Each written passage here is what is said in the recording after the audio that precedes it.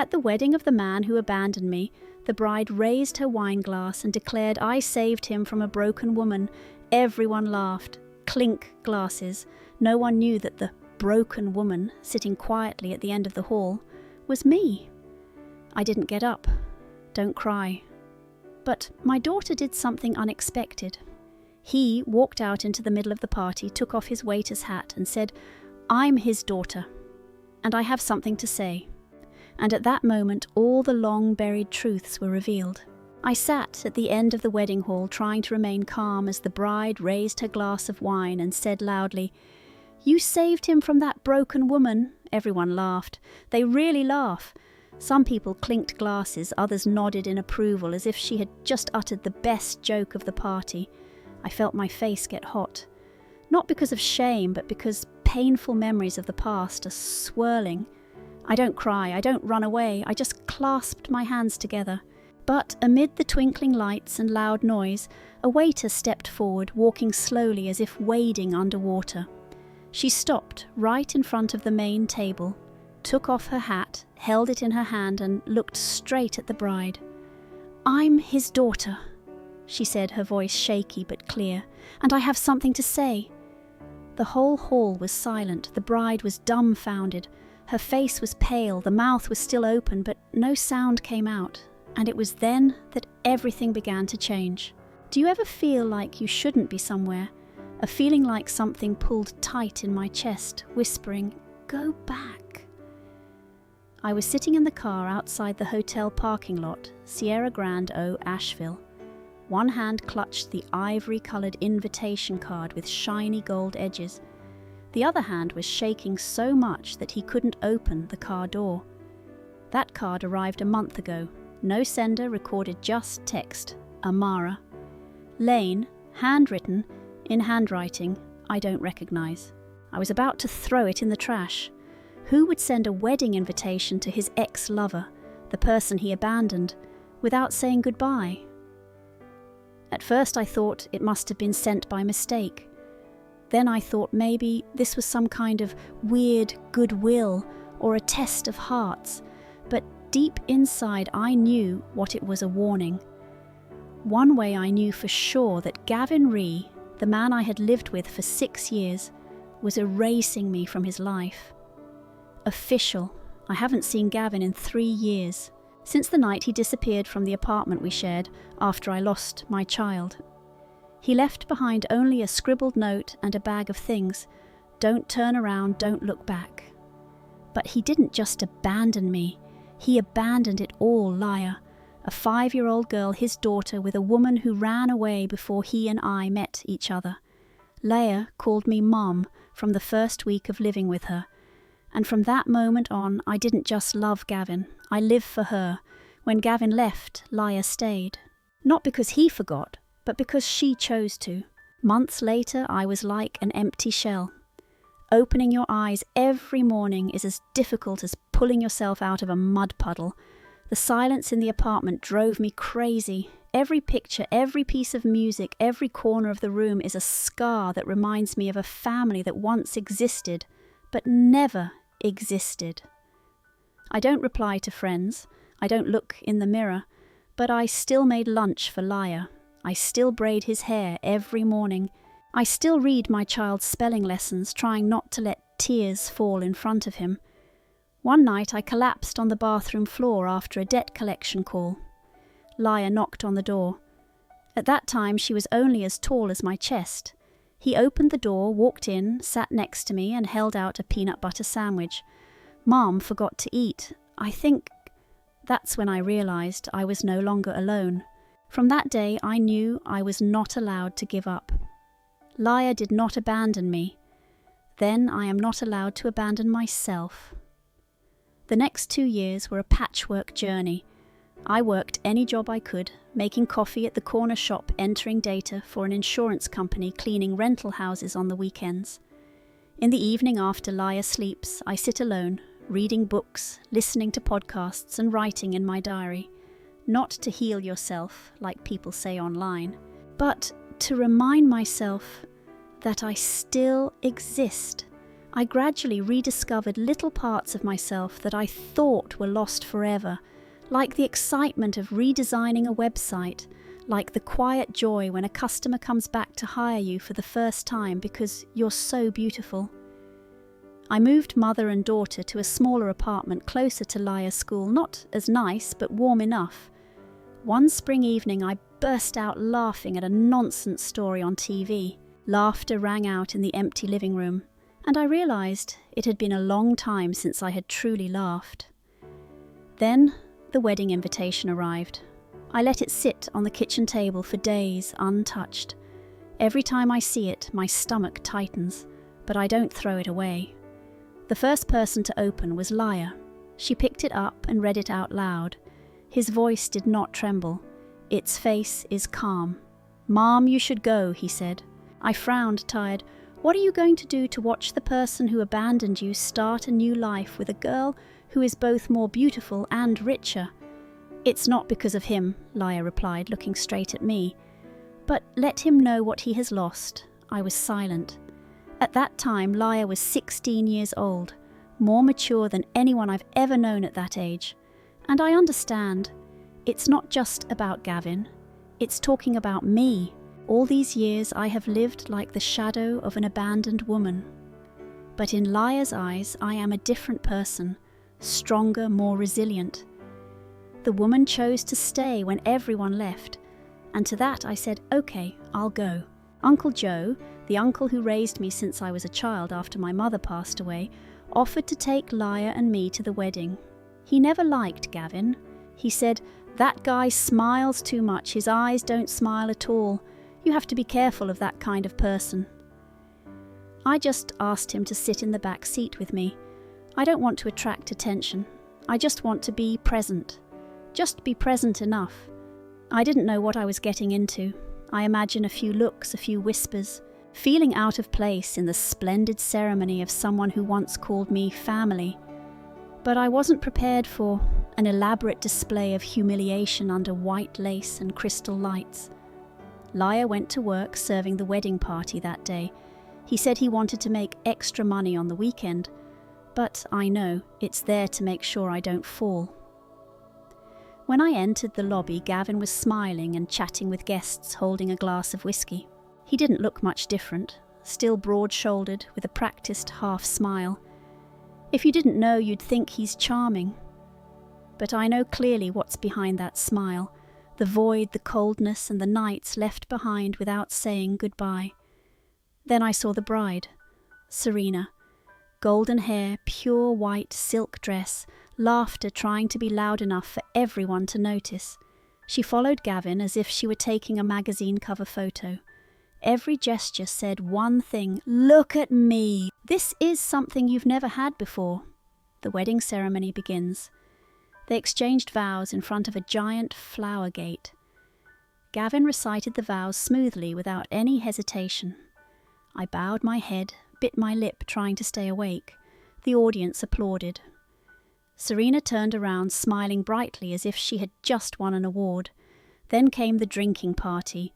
People laughed and talked, clinked glasses and showed off their dresses. I sat still, drank water, tried to stay calm. Laya walked by carrying a tray of toast. Our eyes met. It winked. I nodded slightly. "Are you okay?" Uncle Joe whispered. Still breathing, I replied. And then, that moment came. Serena stood up, holding a glass of champagne, smiling at the entire lobby. Her eyes glanced over to Gavin, then stopped at me. "When I met Gavin," she said, "he was a good man, but damaged, destroyed by a woman who didn't know how to love properly." I froze. Every word cuts like a knife. "She almost destroyed him," Serena continued, laughing softly as if telling a joke. "But I saved you, I healed you, and today he is right where he belongs." Scream! Wine glasses clinked together. Some people even clapped. Uncle Joe cursed softly. I didn't move. No shouting, no retort, just look. She knew nothing about the nights I held Gavin's hand as he cried over losing custody of his children. I don't know anything about the mornings I woke up early to write a job application for him. I don't know anything about the ultrasound photo I keep in a drawer and have never had a chance to hang it in a frame. She didn't save him. She only appeared after he had run away. And at that moment, from the corner of the room, a waitress stopped. Angry eyes, clenched fists. Liar! The girl walked up into the crowd, and I know this night is not over. Not with me, not with the baby. Liar walked step by step, steady and steadfast. Each of its steps, although shaky, was strong, as if each time it touched the ground was a strong statement that no one could continue to be silent, no one could continue to close their eyes to the truth. The surrounding crowd became quiet. The looks moved with each step the child took. The wine glasses in someone's hand were motionless, as if the whole space had stopped waiting. Liar is no longer the humble little girl who only knows how to endure and only know how to be quiet. It has matured. And today he won't let anyone insult his mother anymore. It stepped forward straight towards the microphone placed in the middle of the hall. Each step it took past the tables, past the staring eyes, until it stood right in the middle of the crowd. Liar pulled the serving hat off her head, holding it in her hand. A simple gesture, yet so powerful. The whole space seemed to stop. Then he looked straight at Serena and said clearly, without any hesitation, "I'm his daughter and I have something to say." All the commotion in the lobby seemed to be stopped. People stopped talking, stopped laughing, stopped moving. Liar's voice rang out at this moment, strong as if cutting through the heavy air. Serena stood stunned still, clutching the glass of wine, but now her eyes were no longer proud. It started to fade. Liar continued, her voice firm but somewhat shaky from emotions that had been hidden for so long. "You weren't the one who saved him. You only came after he left us, after he ran away from everything." The whole room was silent. No one dared to breathe loudly. Everyone seems drawn to this confrontation between a woman trying to find herself and a woman trying to hold on to a life she doesn't really understand. Liar looked at Serena with the eyes of someone who had suffered and loved, but was now strong enough to tell the truth. "He left when I was 11 years old. Not just my mother. He abandoned me, without a phone call, without a text message. He just disappeared. And now you stand here saying my mother was the one who destroyed him."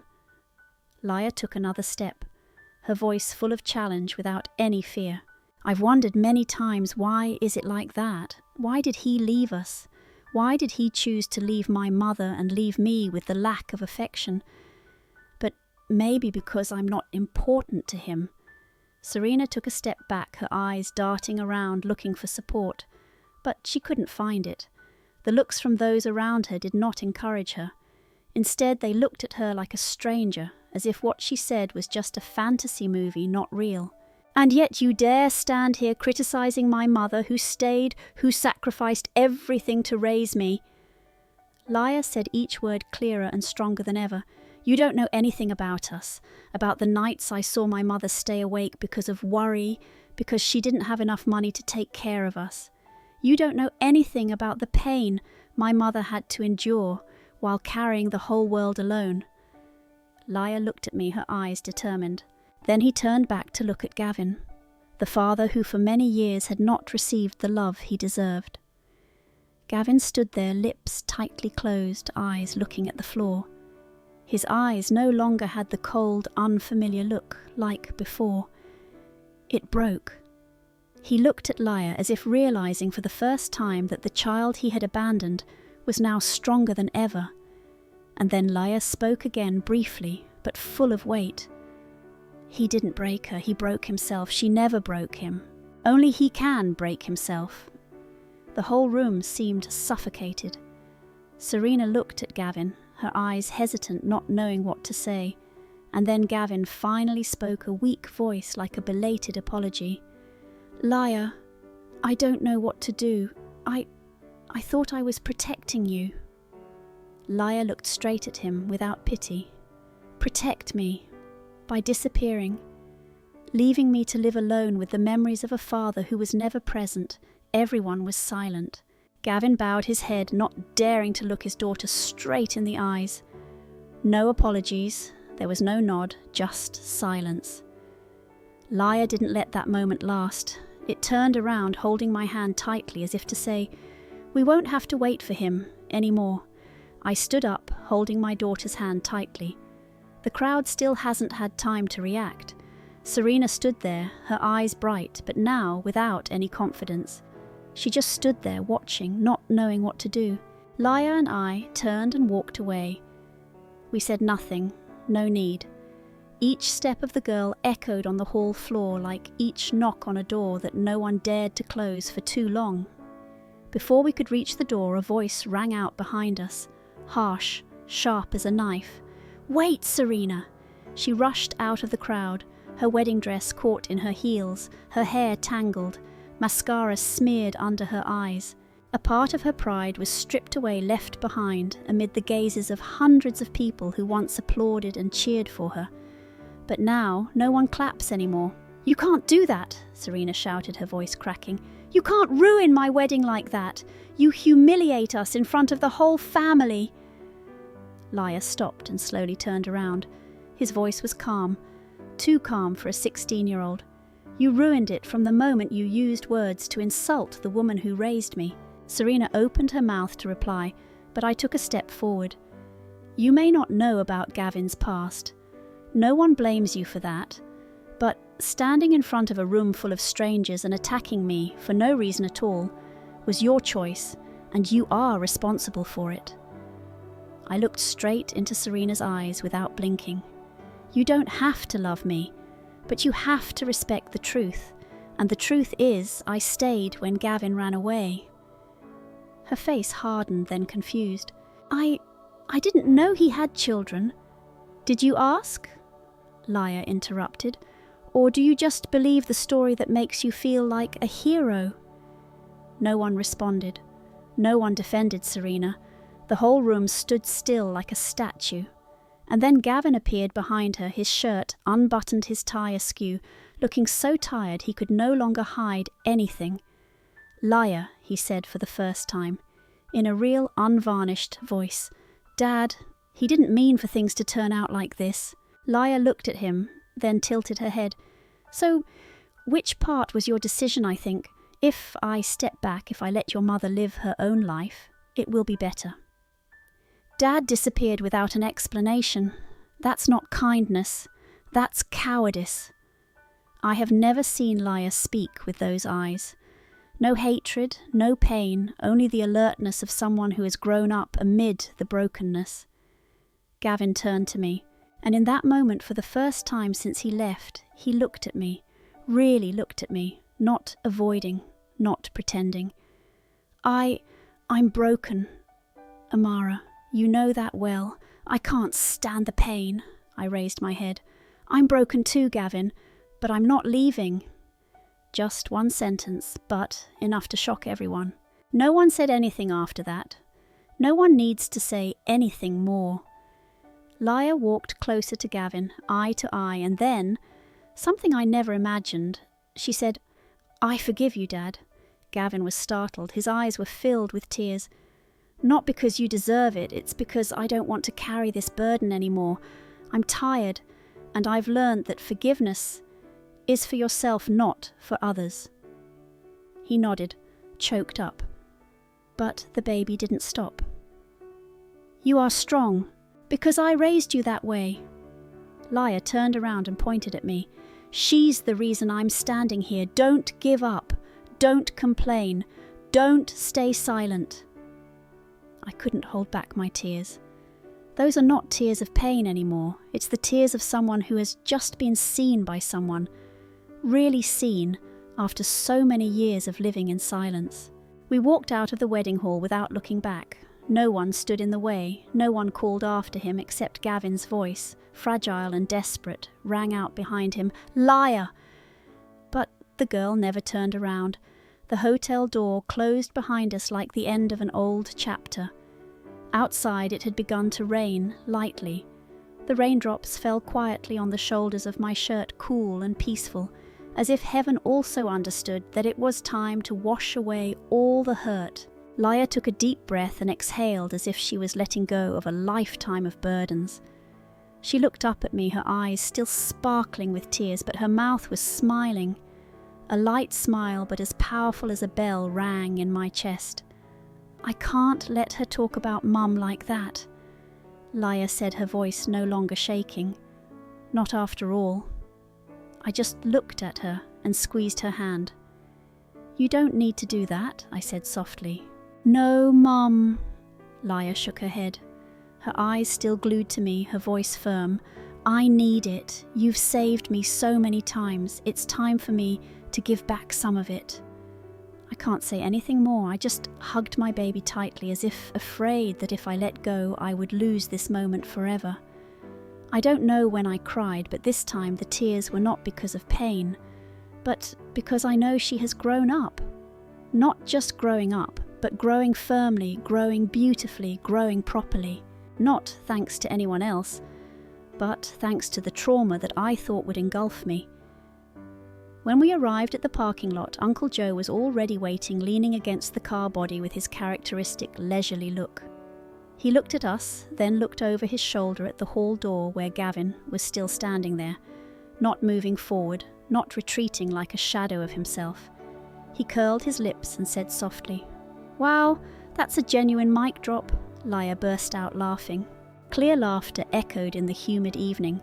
I laughed too, and for the first time in years, my laughter wasn't interrupted by any sadness. It's real. It's complete. It is part of the resurrection. Not because Gavin noticed anything, not because Serena was humiliated, but because I know who I am. And my child knows it too. And now the whole room knows. The next morning I woke up early, not because of restlessness, but because the gentle light of morning filtered through the curtains, shining directly on my cheeks, reminding me that a new day had begun, and I was still here. I made coffee, turned around and saw Laia sitting at the kitchen table, pen in hand, twirling on the page. "What do you think?" I asked, my voice still sleepy. "Podcast name," she replied without looking up. "I want to make a podcast for girls who think they don't have a voice." I stood there silent. "Don't say anything, just smile. She doesn't need anyone to show her the way anymore. It has found its voice, and now it's opening the door wide for others to walk through. As for me, I also started writing again. Not writing a complaining diary, but telling. Tell to connect. Tell it so someone somewhere feels less alone. At first it was just a few notes on the phone. Next is a short article posted to a blog for single women. And then they posted. And then the comments poured in. Not the cliché so good kind of thing, but the sincere words, "Thank you, I see myself in every line. You wrote something I never dared to say. I thought I was the only one who had been abandoned, and I realized we are not alone. We were just silent because we were in pain for so long. But once someone dares to speak up, hundreds of others will also sit up, listen, nod, and then continue. And so I created a small group. Then that group became a community. Then one day I registered a non-profit organization, called it The Second Thread. The Second Thread, for women who feel like they have been cut off from this life. We meet, listen to each other, tell each other stories that others don't bother to ask. We don't need to rescue anyone. We just help each other, stay, healing, and continue rewriting the next chapter. One evening in mid-January, when it was so cold that my hands were numb, even when I was just washing a few dishes in the sink, Laia sat at the kitchen table, her legs swinging, gently flipping through a notebook and writing something down with a tipless pencil. I don't ask. I only heard the sound of rustling paper, the wind blowing through the window, and a familiar feeling in my chest, peace. Then suddenly Laia said, her voice very quiet without looking at me, "You know, before I wished my biological mother wouldn't leave." I stopped, my hands still submerged in soap. There was nothing harsh about that sentence, no resentment, just like a floating piece of memory being called. I didn't reply. I wait. She looked up, still with that familiar smile, but this time with a look of certainty. But now I understand. Maybe she left so I could be here, with you. I can't say anything. I just quickly removed the towel from my shoulder, wiped my hands, and then walked over to hug it, hugging tightly as if I could hug the whole past, even the cuts that never healed, even the days when mother and child struggled to survive.